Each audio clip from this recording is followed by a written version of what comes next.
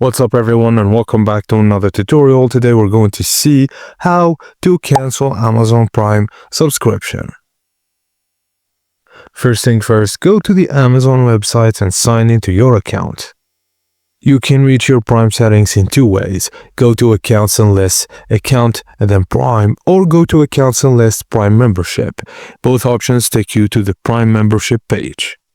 Now, find the Manage Membership section on the top right corner, then click Update and Cancel and More. From the drop-down menu, select End Membership. Amazon will then show you a page of highlighting your current benefits and billing cycle in an attempt to keep you subscribed.